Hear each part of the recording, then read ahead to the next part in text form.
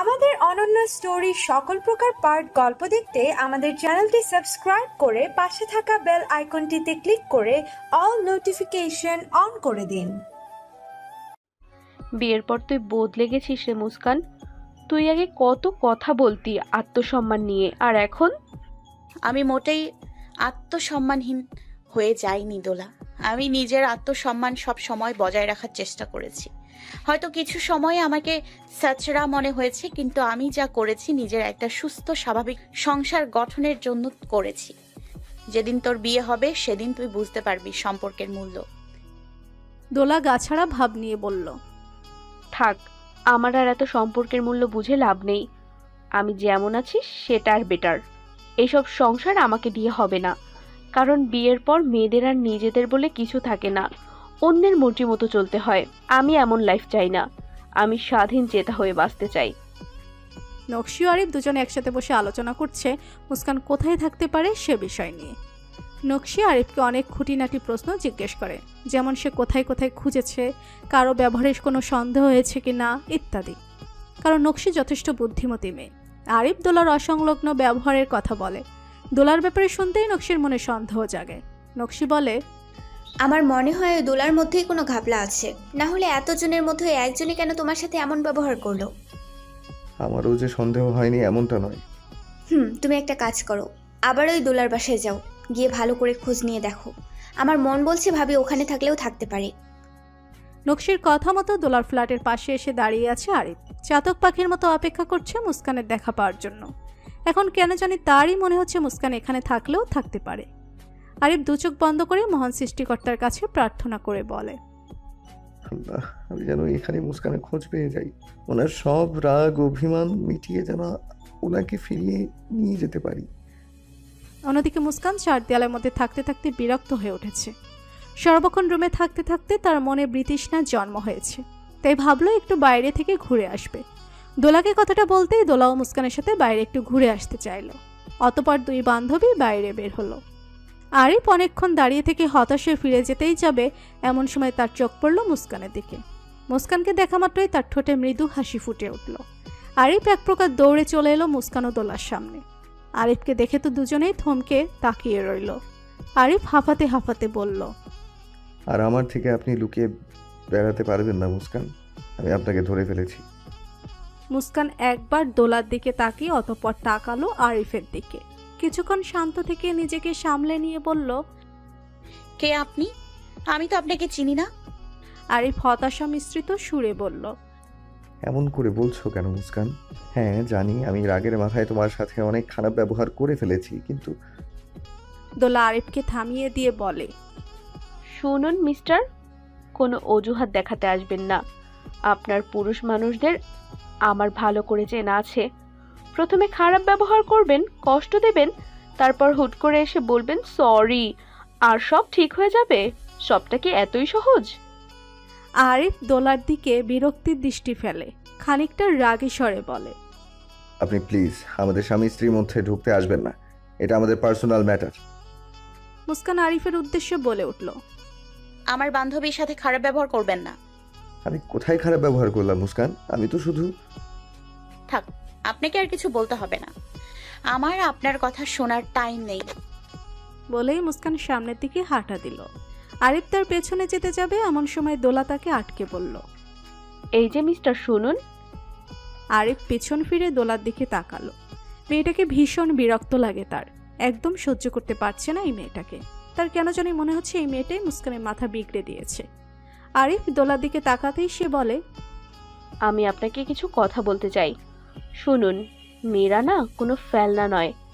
তাদের যখন ইচ্ছা কষ্ট দেবেন, আবার কাছে টেনে নেবেন, সবটা এতটাও সহজ নয়। মুস্কানের কাছে আপনাদের ব্যাপারে অনেক কিছুই শুনেছি। আপনার বাবা আর দুলাভাইয়ের জন্য নাকি আপনি বিয়ের সম্পর্কে বিশ্বাস করেন না, কিন্তু আমার তো মনে হয় আপনিও তাদেরই দলে। দোলার কথা শুনে ভীষণ রাগ হলো আরিফের। সে শুধালো, কি বলতে চাইছেন স্পষ্ট করে বলুন। আপনার বাবা আর দুলাভাই সম্পর্কের মূল্য বোঝেনি, তাদের ভালোবাসার মানুষকে গুরুত্ব দেয়নি। আপনিও তো সেই একই দলে পড়ে গেলেন। মুস্কান নিজের অতীত ভুলে আপনার সাথে মানিয়ে নেওয়ার চেষ্টা করেছে। আর আপনি কি করলেন? মেয়েটাকে এভাবে কষ্ট দিলেন? আরিফ কিয়ৎক্ষণ চুপ থেকে বলল, মুস্কান একটু বেশি সন্দেহবতী। ব্যাপারটা স্বাভাবিক। আপনি একবার নিজেকে দিয়ে বিচার করে দেখুন তো, যদি আপনি মুস্কানের জায়গায় থাকতেন তাহলে কি ওর মতো রিয়্যাক্ট করতেন না? মুস্কান আমায় সব বলেছে যে আপনি নিজের কাজিনকে। ওকে আমি বোনের মতো দেখি। বাট সে তো আপনার নিজের মায়ের পেটের বোন নয়, তাই না? আপনার মনে যাই থাকুক, আপনার মন তো কেউ পড়তে যাবে না। সবাই আপনার বাইরের কাজগুলোই দেখবে। আরিফ দোলা যুক্তিযুক্ত কথাগুলোকে উড়িয়ে দিতে পারল না। সত্যিই তো, মেয়েটার বলা একটা কথাও যুক্তিহীন নয়। সবশেষে দোলা আরিফকে শুধালো, আচ্ছা, আপনি আমাকে এটা বলুন যে সেদিন সারা রাত আপনি কোথায় ছিলেন, আর সকালে বাড়িতে মুস্কানের সাথে এত খারাপ ব্যবহারই বা কেন করলেন? আমি অনেক বড় একটা সমস্যায় ফেসে গিয়েছিলাম। ইনফ্যাক্ট এখনও সেই নিয়েই চিন্তায় আছি। আমার মানসিক অবস্থা ভালো ছিল না। দোলা আরিফকে পরখ করে নিল কিছুক্ষণ। সত্যিই আরিফকে বেশ বিচলিত লাগছে। দোলা আরিফকে পরামর্শ দিয়ে বলল, আপনার মানসিক অবস্থা যাই হোক না কেন, মুস্কানের সাথে করা খারাপ ব্যবহারটা কিছুতেই জাস্টিফাইড নয়। কারণ আপনার এই সমস্যার কারণ তো মুস্কান নয়। পুরুষদের এই এক সমস্যা, বাইরে ঝামেলা করে এসে নিজের নিরীহ বউয়ের উপর সেই রাগ ঝাড়ে। যাকগে সেসব কথা। আপনার শুধু শুকনো মুখে ক্ষমা চাইলে হবে না। আপনার জন্য মুস্কান যতটা কষ্ট পেয়েছে, যতটা অপমানিত বোধ করেছে, তার থেকে দ্বিগুণ সম্মান দিয়ে তাকে মানাতে হবে। আমি নিশ্চিত যদি আপনি এমনটা করতে পারেন তাহলেও আপনার থেকে মুখ ফিরিয়ে থাকতে পারবে না। আরিফ দোলার কথা উপলব্ধি করতে পারে। কৃতজ্ঞতার সাথে তাকায় দোলার দিকে। দোলাকে কৃতজ্ঞতা জ্ঞাপন করলে দোলা বলে, আমি আপনার জন্য কিছু করিনি। আমি যা করেছি নিজের বান্ধবী মুস্কানের জন্য করেছি। ও আপনাদের সবাইকে খুব মিস করবে। মুখে যাই বলুক, ওর মনের অবস্থা আমি বুঝতে পারছি। মুস্কানের কিন্তু আত্মসম্মানবোধ প্রখর। আপনার জন্য সে এটা স্যাক্রিফাইস করেছিল, কিন্তু বারবার তো করবে না, তাই আপনাকে কিছু করতে হবে। এমনি হলে আমি তো মুস্কানের জায়গায় থাকলে এত সহজে আপনাকে ক্ষমা করতাম না। অনেক দিন নাকে দড়ি দিয়ে ঘোরাতাম। তবে মুস্কান আলাদা। ওকে বাইরে থেকে শক্ত লাগলেও ও অনেক নরম মনের মেয়ে, তাই আপনি একটু এফোর্ট দিলেই ওকে মানাতে পারবেন। বাকিটা আপনার ইচ্ছা। মুস্কান ও দোলা দুজনেই দোলার রুমে বসে আছে। দোলা মোবাইল ঘাঁটতে ব্যস্ত, আর মুস্কান উদাস মনে বিছানায় বসে আছে। মুস্কানকে এভাবে উদাস দেখে দোলা ফোনটা লাউড স্পিকারে দিয়ে, ফির আগার মুঝে তো কাবি না মিলে, হাম সফর মেরা তো বানে না বানে, फसलों से मेरा प्यार होगा न काम, तू ना होगी कभी अब जुदा, मैंने तेरा नाम दिल रख दिया, मैंने तेरा नाम दिल रख दिया, धड़केगा तू मुझे में सादे, मैंने तेरा नाम दिल रख दिया। এই গানটা চালিয়ে দিল। মুস্কান নিজের ভাবনা থেকে বেরিয়ে দোলার দিকে তাকাতেই সে বলে উঠল, তোর বর্তমান অবস্থা দেখে আমার এই গানটার কথাই মনে পড়ল। মুস্কান কিছু বলতে যাবে তার আগে কলিং বেল বাজতে লাগলো। দোলা ফোনে মনোযোগ দিয়ে পা দোলাতে লাগলো। মুস্কানের উদ্দেশ্যে বলল, যা গিয়ে দেখে আয় তো কার আগমন হলো এই অসময়। মুস্কান উঠে গিয়ে দরজা খুলতেই দেখতে পেল আরিফকে। তবে আরিফ এবার খালি হাতে আসেনি। তার হাতে চকলেট, ফুলের বুকেট, আরও অনেক কিছু। এসব দেখে মুস্কান বলল, আপনি আবার কেন এসেছেন এখানে? আপনাকে ফিরিয়ে নিয়ে যেতে এসেছি মুস্কান। আমি যাব না। কথাটা বলে মুস্কান দরজা লাগাতে যাবে, এমন সময় আরিফ হাত দিয়ে দরজা আটকে দেয়। অতঃপর হাঁটু গেড়ে বসে পড়ে মুস্কানের সামনে। ফুলের বুকেটটা তার দিকে এগিয়ে দিয়ে বলল, আমি আপনাকে নিজের রানী করে নিয়ে যেতে এসেছি মুস্কান। আপনি অতীতের সব কিছু ভুলে চলে আসুন আমার কাছে। আমি কথা দিচ্ছি, এবার আমি আপনাকে মাথায় তুলে রাখবো। মুস্কান অবাক হয়ে তাকিয়ে রইল আরিফের কাছে। এমন কিছু সে মোটেও আশা করেনি। সবটাই স্বপ্নের মতো লাগছে। সাথে একরাশ ভালো লাগার অনুভূতি এসে ছুঁয়ে যাচ্ছে তার মনকে।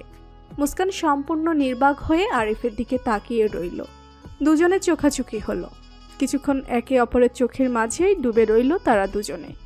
অতঃপর আরিফ মুস্কানকে আবারও শুধালো, আমাকে ক্ষমা করা যায় না? মুস্কান এবার আবেগ আপ্লুত হয়ে আরিফের হাত থেকে ফুলের বুকেটটা নিয়ে বলে, আপনি এমনভাবে আমাকে মুগ্ধ করলেন যে আমি আর না বলে থাকতেই পারবো না। আরিফ এবার ভীষণ খুশি হয়। উঠে দাঁড়িয়ে জড়িয়ে ধরে মুস্কানকে। একটু দূরে দাঁড়িয়ে সবটাই দেখছিল দোলা। সে এবার হালকা কেসে উঠল। দোলার উপস্থিত বুঝতে পেরে দুজনে দূরে সরে এসে নর্মাল হওয়ার চেষ্টা করে। দোলা তাদের দুজনের সামনে আসে। মুস্কানের হাতটা নিয়ে আরিফের হাতে রেখে বলল, এই নিন, আমার বান্ধবীকে আপনার হাতে তুলে দিলাম। তবে এটাই কিন্তু আপনার শেষ সুযোগ।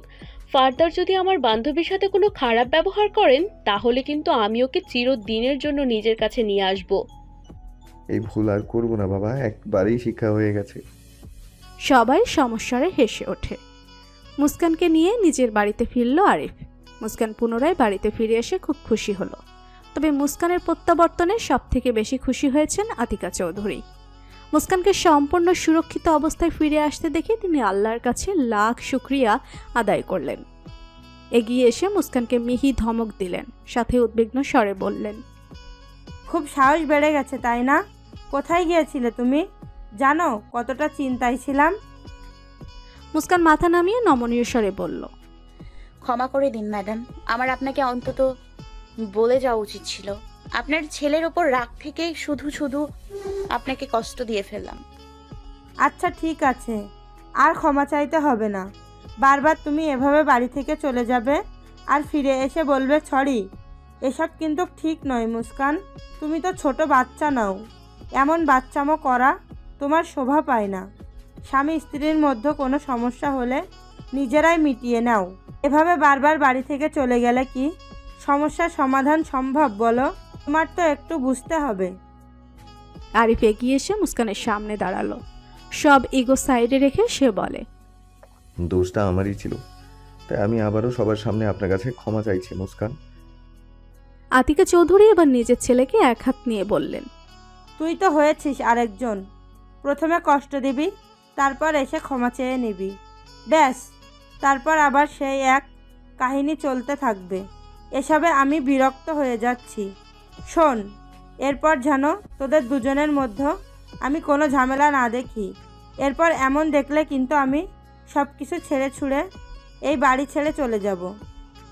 মুস্কান ও আরিফ সমস্যারে বলে ওঠে, আমরা আর এমন কিছু হওয়ার সুযোগই দিব না। আতিকা চৌধুরী বেশ গম্ভীর স্বরে বললেন, তাই যেন হয়। আর মুস্কান, তুমি যাও, ফ্রেশ হয়ে নাও। বাইরে থেকে এসেছো, নিশ্চয় অনেক ধকল গেছে। খিদে লাগলে আমায় বলবে, আমি তোমার ঘরে খাবার পাঠিয়ে দেব। মুস্কান মাথা দুলিয়ে সম্মতি জানায়। নকশি ফোনে তার মায়ের সাথে কথা বলছিল। আতিফা বেগম প্রথমে নকশির থেকে তার ভালো মন্দের খোঁজ নিচ্ছিল। অতঃপর মুস্কানের বিষয়ে জানতে চেয়ে বলেন, মুস্কান কি ফিরে এসেছে? ভাইয়া ভাবিকে গিয়ে নিয়ে এসেছে আজ দুপুরে। যাক, নিশ্চিন্ত হলাম। আচ্ছা, আমায় একটা কথা বলো তো, মুস্কান কি তোর জন্য বাড়ি থেকে চলে গেছে? আচমকা নিজের মায়ের মুখে এমন কথা শুনে চমকে উঠল নকশি। তার মন ভারাক্রান্ত হয়ে গেল, কান্না পেল খুব। নকশি ভারাক্রান্ত গলায় বলল, তোমার কি আমাকে এতটাই খারাপ মনে হয় আম্মু?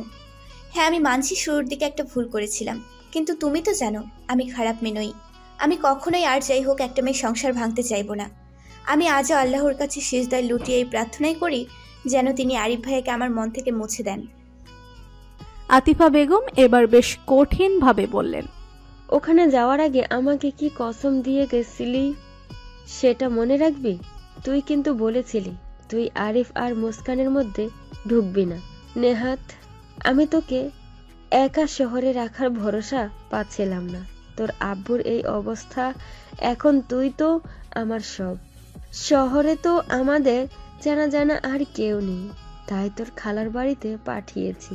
তবে মনে রাখিস, যদি তুই ওদের সংসারে কোনো অশান্তির কারণ হোস, তাহলে আমার থেকে খারাপ আর কেউ হবে না। তোকে নিজের হাতে শাস্তি দেব আমি। নকশির মন খারাপের পরিমাণ বাড়তে লাগলো। নিজের মায়ের এই কঠিন কথাগুলো তাকে ভীষণ পীড়া দিতে লাগলো। নকশির মনে তো কোনো খারাপ উদ্দেশ্য নেই। এখানে আসার পর সে আরিফের সাথে যতটুকু মিশেছে তা তো কাজিন হিসেবেই, তার থেকে বেশি কিছু তো সে ভাবেনি। যথাসাধ্য চেষ্টা করছে বাস্তবতাটাকে মানিয়ে নিয়ে মুভ অন করার। মুস্কানের সাথেও তো সে আর কোনো খারাপ কিছু করেনি, তাও তাকে এভাবে সন্দেহ করছে তার আপন জন্মদাত্রী মা। নকশি আর সহ্য করতে না পেরে কেঁদেই দিল। কাঁদতে কাঁদতেই তার মাকে বলল, তুমি চিন্তা করো না আম্মু, আমি এখন থেকে আরিফ ভাইয়ের থেকে যোজন যোজন দূরে থাকবো। যদিও আমার মনে খারাপ কিছু নেই, তবু এখন থেকে আমি ওর 30 মানায় যাব না। প্রয়োজনে 24 ঘন্টা নিজেকে ঘরে বন্দি করে রাখবো। এক নাগারে কথাগুলো বলে ফোনটা রেখে দিল নকশি। রুমের জানালার পাশে গিয়ে দাঁড়ালো, দুঃখের সাথে তাকিয়ে রইল বাইরের পানে। দেখতে লাগলো রাতের চট্টগ্রাম শহরকে। হঠাৎ করেই তার মনে একটা প্রশ্ন জাগলো, যাকে কখনোই পাবোই না, তার প্রতি আমাদের অনুভূতি কেন জন্ম নেয়?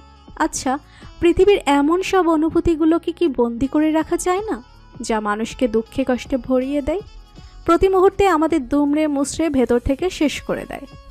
মুস্কান রাতে রুমে শুতে এসে আরিফকে উদ্বিগ্নতার সাথে নিজের ফোনের দিকে তাকিয়ে থাকতে দেখে। মুস্কানের মনে আবারও কৌতূহল বাসা বাঁধে। সে আরিফের কাছে এসে তাকে জিজ্ঞেস করে, আপনাকে এত চিন্তিত লাগছে কেন? কোনো সমস্যা? আরিফ প্রসঙ্গ এড়ানোর জন্য বলে, সেরকম কিছু না, সামনে এক্সাম তো, তাই নিয়ে টেনসড আছি। আরিফের বলা মিথ্যাটা সহজেই ধরে ফেলল মুস্কান, কারণ আরিফের মুখ থেকেই বোঝা যাচ্ছে সে কোনো বড় বিষয় চিন্তা করছে। মুস্কান ভরসার হাত রাখে আরিফের কাঁধে, তাকে অভয় দিয়ে বলে, আমি বুঝতে পারছি আপনি কোন বড় সমস্যায় জর্জরিত। সেদিন সারা রাত আপনি বাইরে কাটিয়ে ফিরলেন, একদম উদ্ভ্রান্তের মতো অবস্থায় বাড়ি ফিরলেন, রেগে মেগে আমার সাথে এত খারাপ ব্যবহার করলেন। এসব কিছু কোনো ছাড়া নিশ্চয় হয়নি। আমার এখন মনে হচ্ছে ওই রাতে এমন কিছু হয়েছিল যা আপনাকে অনেক বড় সমস্যায় ফেলেছেন। আপনার কাছে রিকোয়েস্ট করছি, আমার থেকে কিছু লুকোবেন না, বরং আমার সাথে নিজের সমস্যাটা শেয়ার করতে পারেন। হতেও তো পারে আমি আপনাকে কোনো সমাধান বলতে পারবো। আরিফ হতাশার দীর্ঘশ্বাস ফেলে বলে, আমি নিজের একটা বিজনেস করতে চেয়েছিলাম মুস্কান। আমার তো বয়স হয়ে যাচ্ছে, আর কতদিন করবেন আমাদের জন্য?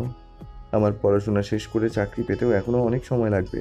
তাই আমি একটা যৌথ বিজনেসে জয়েন করার চেষ্টা করি, যার জন্য প্রত্যেকেই 10 লাখ করে টাকা দিতে হতো। আম্মুর কাছে এত টাকা ছিল না, তাই আমিও আর চাইনি। বিভিন্ন ব্যাংকেও যোগাযোগ করেছিলাম, কিন্তু তারা কোনো আমানত ছাড়া এত টাকা দিতে রাজি হয়নি। তখন আমি খুব চিন্তিত ছিলাম। এমন সময় আবির আমাকে একজনের সন্ধান দেয়। ওনার নাম হলো মেহরাব হোসেন, একজন কুখ্যাত মাফিয়া। উনি নাকি অনেককেই মোটা সুদে টাকা দেন। আমি তো প্রথমে সেখান থেকে টাকা নিতে চাইনি, কিন্তু এই যৌথ বিজনেসে আমার সাথে আরও যারা ছিল তারা আমাকে ভরসা দিয়ে বলে এখান থেকে যা প্রফিট হবে তা দিয়ে খুব সহজেই টাকা মেটানো যাবে। তখন আমি ভরসা পেয়ে মেহরাব হোসেনের থেকে টাকা ধার নিই, এরপর টাকাটা দিয়ে দিই। প্রথম দিকে বিজনেস ভালোই চলছিল, আমিও আশাবাদী ছিলাম, কিন্তু হঠাৎ করে মাঝপথে বিজনেসটা একদম ডুবে যায়। এদিকে মেহরাব হোসেন টাকার জন্য তারা দিতে থাকেন। এই মাসের মধ্যে আমাকে দ্বিগুণ সুদে 20 লাখ টাকা ফেরত দিতে হবে। ওনার লোকেরাই সেদিন রাতে আমায় ধরে নিয়ে গিয়েছিল। সারা রাত আমায় অনেক হুমকি ধমকি দিয়েছে, বলেছে এই মাসের শেষ তারিখ আগেই যদি আমি টাকাটা ফেরত দিতে না পারি তাহলে খুব খারাপ হবে। ওরা অনেক ডেঞ্জারাস মুস্কান, হয়তো আমাকে প্রাণেই মেরে ফেলবে। আরিফের মুখে সব কথা শুনে মুস্কানের বুকটা ছ্যাদ করে ওঠে। সে বলে ওঠে, না, এমন কিছু হবে না, দেখবেন সবকিছু ঠিক হয়ে যাবে। কিভাবে ঠিক হব মুস্কান? আমি এতগুলো টাকা কোথায় পাবো? মুস্কান ভেবে পায় না আরিফের এই প্রশ্নের কি উত্তর দেবে। মুস্কান আজ আরিফের সাথে বেরিয়েছে। দুজনে মিলে বাইরে ঘোরার কথা বলে আসলেও আদতে তারা এসেছে অন্য কাজে। মুস্কান সিএনজিতে বসে থাকা অবস্থাতেও আরিফের চিন্তিত মুখের দিকে তাকিয়ে থাকে।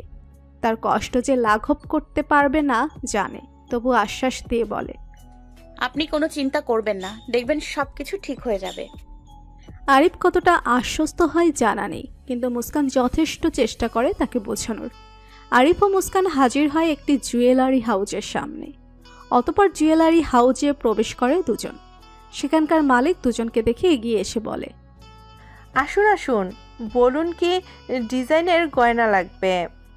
মুস্কান মিনমিন সুরে বলে, গহনা কিনতে নয়, বিক্রি করতে এসেছি। নিজেই নিজের ব্যাগ থেকে কিছু গহনা বের করে সে। এই গহনাগুলো নিজের দাদির কাছ থেকে পেয়েছিল মুস্কান। মুস্কানের মায়ের দ্বিতীয় বিয়ের পরই মূলত তাকে এই গহনাগুলো দেয় তার দাদি। মুস্কানের বিয়ের পর বিদায়ের সময় আবার মরিয়ম বেগম তার হাতে এই গহনাগুলো তুলে দেয়। নিজের দাদির দেওয়া গহনা যে এভাবে বিক্রি করতে হবে তা কখনো কল্পনাতেও আনেনি মুস্কান, কিন্তু পরিস্থিতি তাকে বাধ্য করলো এমনটা করতে। দীর্ঘশ্বাস ফেলে ভাবতে থাকে মুস্কান গত রাতের কথা। আরিফ যখন তার কাছে জানতে চায় কী উপায়ে সে সব ধারের টাকা শোধ করবে, তখন মুস্কানের এই গহনার কথা মনে পড়ে যায়। আরিফকে বলায় সে তো প্রথমে রাজি হতে চায়নি, পরে মুস্কান অনেক বোঝানোর পর তারপর গিয়ে রাজি হয়েছে। মুস্কানের কাছে এই গহনাগুলো থেকে বেশি মূল্যবান তার সংসার, তাই তো সে নিজের দাদির থেকে পাওয়া এই উপহারগুলো এভাবে বিক্রি করতে দুবার ভাবেনি। এ প্রসঙ্গে নিজের দাদির বলা একটা কথাই মনে পড়ে যায় মুস্কানের। তার দাদা যখন খুব অসুস্থ ছিল তখন তার দাদি দিন রাত তার সেবা যত্ন করত। সেই সময় ছোট্ট মুস্কান গিয়ে নিজের দাদির পাশে বসে থাকত। দাদিকে এভাবে দাদাজানের সেবা করতে দেখে কৌতূহলী হয়ে প্রশ্ন করত, তুমি দাদাজানের জন্য এত কষ্ট করছো কেন দাদি? ডাক্তার তো ওষুধ দিয়ে গেছেই। পাগলি মেয়ে, ডাক্তার ঔষধ দিয়েছে তো কি, আমার নিজের স্বামীর প্রতি আমার দায়িত্ব আছে না? একটা মেয়ের কাছে তার স্বামী হলো জীবনের সব থেকে বড় সম্পদ। স্বামীর জন্য পারলে একটা মেয়ের নিজের জীবনও বিলিয়ে দেওয়া উচিত। অতীতের স্মৃতি থেকে বেরিয়ে এসে বর্তমান নিয়ে ভাবতে লাগলো মুস্কান। গহনার দোকানের মালিক সব গহনা পর্যবেক্ষণ করে বললেন, এইসব গয়না মিলিয়ে মোট 5 লাখ টাকার মতো হবে। আশাহত হলো মুস্কান। সে আরো একটু বেশি প্রত্যাশা করেছিল, তাই সে বলে ওঠে, দাম আর একটু বাড়ানো যায় না?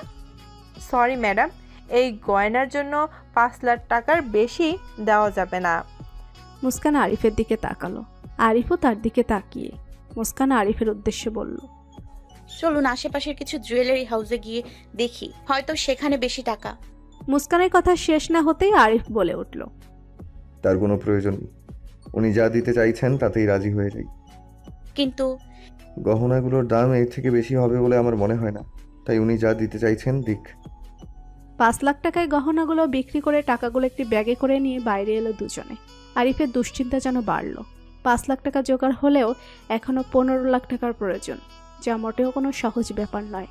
আরিফের দুশ্চিন্তাগ্রস্ত মুখ দেখে মুস্কান তার কাঁধে হাত রাখল, ভরসা যোগান দিতে বলল, চিন্তা করবেন না, আল্লাহর ওপর ভরসা রাখুন, দেখবেন বাকি টাকার অ্যারেঞ্জমেন্টও ঠিক হয়ে যাবে। আরিফ হালকা মাথা দুলিয়ে সায় জানালো। একটা গোটা সপ্তাহ যেন চোখের দেখায় মিলিয়ে গেল। এর মধ্যে সবার জীবনে অনেক পরিবর্তন এসেছে।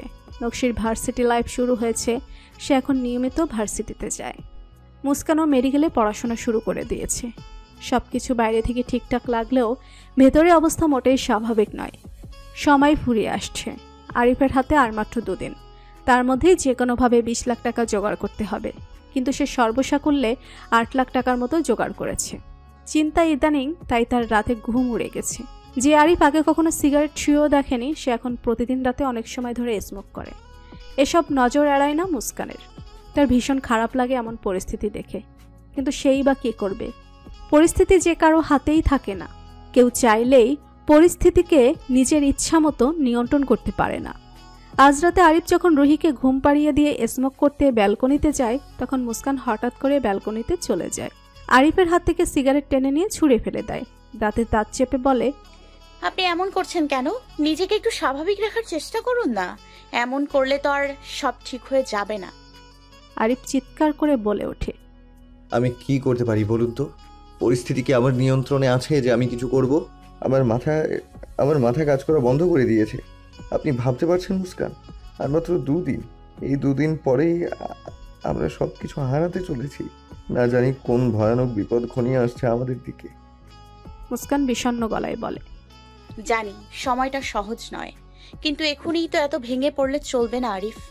আমরা ঠিকই কোনো না কোনো রাস্তা বের করে নিব, আপনি শুধু নিজেকে একটু শক্ত করুন। পরের দিন বসার ঘরে বসে আতিকা চৌধুরীর সাথে আড্ডায় মেতেছিল মুস্কান ও নকশি। কথায় কথায় আতিকা চৌধুরী নিজের জীবনের অনেক ঘটনাও বললেন। তিনি জানালেন, একটি মধ্যবিত্ত পরিবারের মেয়ে ছিলেন তিনি, কিন্তু ছোট থেকেই দারুণ মেধা ছিল তার। কলেজ পর্যন্ত পড়াশোনা করেছেন বিয়ের আগে।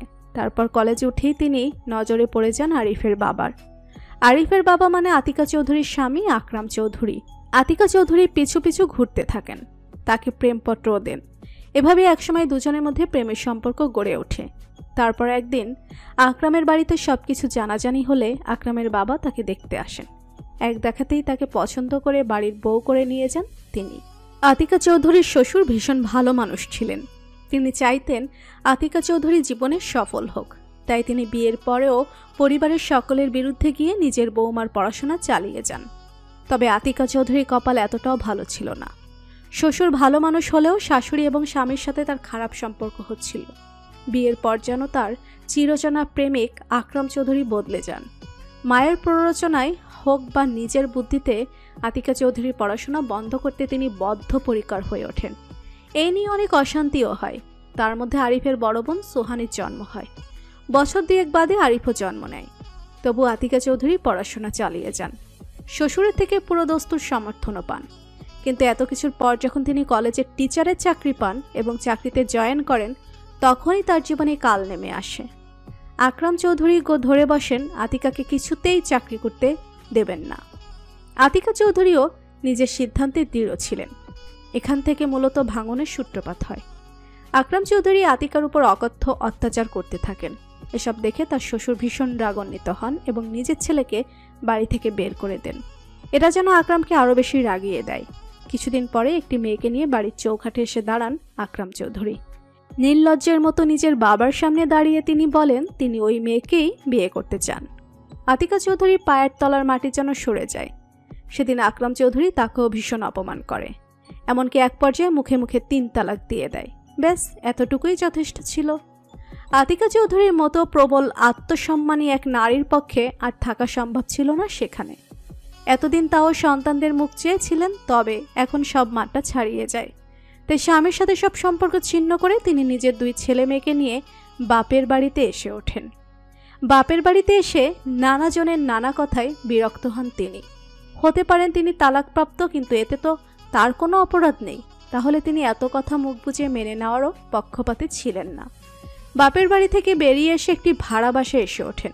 নিজের চাকরি সামলে সন্তান দুটোকে মানুষ করা কষ্টসাধ্য হলেও তিনি চেষ্টা চালিয়ে যান। নিজের বাপের বাড়ির পাশের বাড়ির এক দরিদ্র মেয়েকেও আসার সময় নিজের সাথে নিয়ে আসেন সন্তানদের সামলানোর জন্য। এভাবে তার দিনগুলো কেটে যায়। অতঃপর একদিন আতিকা চৌধুরীর শ্বশুর তাকে ফোন করে দেখা করতে বলেন। স্বামীর সাথে সম্পর্ক ছিন্ন হলেও শ্বশুরের ডাক ফেরাতে পারেন না তিনি। তাই তো তার এক ডাকে ছুটে যান। গিয়ে যা দেখেন এবং শোনেন তা তাকে মর্মাহত করে। তার শ্বশুরমশাই এখন সম্পূর্ণ শয্যাশয়ী হয়ে বিছানায় পড়ে আছেন। শ্বশুরের পাশে বসে থাকা নিজের শাশুড়ির দিকে তাকাতে তার বুক যেন আরো কেঁপে ওঠে। মহিলার নাদুস নদুস শরীর যেন শুকিয়ে কাঠ হয়ে গেছে। আতিকা চৌধুরী তার শাশুড়ির থেকে জানতে পারেন আকরামের নতুন স্ত্রী নাকি এই বাড়িতে বউ হয়ে আসার পর থেকে তাদের দুজনের উপর অত্যাচার করেন। তাদের ঘরের এক কোণে ফেলে রেখেছে, ঠিকমতো খেতেও দেয় না। সব শুনে তার বেশ খারাপ লাগে, সাথে ক্রোধ হয়। আতিকা চৌধুরীর শাশুড়ি তার কাছে বারবার হাত জোড় করে ক্ষমাও চেয়ে নেন। আতিকা চৌধুরী তেমন প্রতিক্রিয়া দেখান না। এমনিতেও তিনি কারো প্রতি মনে রাগ দুঃখ পুষে রাখেননি। আতিকা চৌধুরীর শ্বশুর তাকে কাছে ডেকে জানান তার সব সম্পত্তি এখন আকরামের, কিন্তু শহরের উপকণ্ঠে তিনি যে বাড়িটা তৈরি করেছিলেন সেটা এখনও তার নামেই আছে। তিনি সেই বাড়ি আতিকা চৌধুরীকে দিতে চান, কিন্তু আতিকা চৌধুরী আপত্তি জানান। তখন তিনি আতিকা চৌধুরীর সামনে হাত জোড় করে অনুরোধ করে বলেন তার জন্য না হোক, অন্তত তার নাতি নাতনিদের জন্য হলেও যেন আতিকা চৌধুরী আপত্তি না জানান। তিনি এও বলেন এটাই মৃত্যুর আগে তার শেষ ইচ্ছা। এমন কথা শুনে ভাবনায় পড়ে গেলেন আতিকা চৌধুরী। তিনি আর রাজি না হয়ে থাকতে পারলেন না। তারপরেই নাকি শ্বশুরের দেওয়া এই বাড়িতে এসে ওঠেন তিনি চেয়েছিলেন তার শ্বশুর শাশুড়িকেও এখানে নিয়ে আসতে, কিন্তু তার শ্বশুরের আর সেই সৌভাগ্য হয়নি, কারণ কিছুদিনের মধ্যেই তিনি মারা যান। তবে তিনি নিজের শাশুড়িকে এখানে এনেছিলেন। তার শেষ দিনগুলো এখানেই চলে যায়। অতীতের কথাগুলো শেষ করে চোখের জল লেপন করেন আতিকা চৌধুরী। নকশি মুস্কানের মুখও বিষণ্ণতায় ছেয়ে গেছে। যদিও নিজের মায়ের থেকে খালার ব্যাপারে টুকটাক কথা শুনেছিল মুস্কান, কিন্তু আজ খালার মুখে সব ঘটনার বিস্তারিত জেনে তার মন ভারাক্রান্ত হলো। আর মুস্কানের জন্য তো এসব কিছু আরও বেশি কষ্টদায়ক, কারণ সে তো আর জানতো না তার জীবনের এই মানুষটার জীবনে এত ভয়ানক একটা অতীত আছে। সে শুধু জানতো উনি ডিভোর্সি, তবে তার পেছনে যে এত গল্প সেটা জানা ছিল না। এখন তো মুস্কানের কাছে আতিকা চৌধুরী একজন আদর্শ হয়ে ওঠেন। যদিও আগে থেকেই তাকে সম্মান করত, তবে আজ সেই সম্মান অনেকটাই বেড়ে গেল। সব কথা শেষে আতিকা চৌধুরী বলেন সুহাসিনী বেঁচে থাকতে বেশ ধুমধামের সাথে এই দিন পালন হতো, কিন্তু এবার যা পরিস্থিতি, সুহাসিনীর মৃত্যুর ধকল তো আরিফ এখনো কাটিয়ে উঠতে পারেনি। নিজের বোন বলে কথা, ওরা পিঠাপিঠি হওয়ায় একে অপরের প্রতি মায়াও অনেক ছিল। নকশি হঠাৎ করে বলে ওঠে এবার না হয় আমরা প্রতিবারের মতোই আরিফ ভাইয়ের জন্মদিন ধুমধাম করে পালন করব, কি বলো ভাবি? মুস্কান জোরপূর্বক হাসার চেষ্টা করে। আতিকা চৌধুরী বা নকশি কেউ এখনও জানে না কাল তাদের জীবনে কি বিপদ ঘনিয়ে আসতে চলেছে, তাই হয়তো তারা কিছু ভাবছে না। কিন্তু মুস্কানের কাছে তো কিছু অজানা নয়। আরিফের অস্থির অবস্থা তাকে যে ব্যাকুল করে তুলেছে, সে নিজেও ভবিষ্যতের কথা ভেবে শঙ্কিত। কিন্তু আরিফ নিজেই তাকে বারণ করেছে বাড়ির কাউকে এই ব্যাপারে জানাতে, কারণ সে চায়নি এই নিয়ে ভেবে তারা দুশ্চিন্তা করুক। তাই মুস্কানকে বলেছে সবার সাথে স্বাভাবিক আচরণ করতে। এসব কারণেই মনে নানা উৎকণ্ঠা থাকা সত্ত্বেও মুস্কান নকশির কথায় সম্মতি জানিয়ে বলে, হ্যাঁ তা করাই যায়। আতিকা চৌধুরী বলেন, ওর জন্মদিনে আমার হাতের পায়েস খেতে অনেক পছন্দ করে, আমি না হয় ওর জন্য পায়েস বানাবো। নকশি বলে ওঠে, তবে ভাইয়ার থেকে কিন্তু সব লুকিয়ে রাখতে হবে, মানে ভাইয়াকে বার্থডে সারপ্রাইজ দিয়ে চমকে দিতে হবে। আতিকা চৌধুরী সম্মতি জানিয়ে বলেন, এটা ভালো হবে। সুহাসিনীও প্রতি বছর এমনভাবেই আরিফকে সারপ্রাইজ দিত। তাহলে সেই কথাই ফাইনাল। ভাবি সব কিছু একদম সারপ্রাইজ হবে কিন্তু।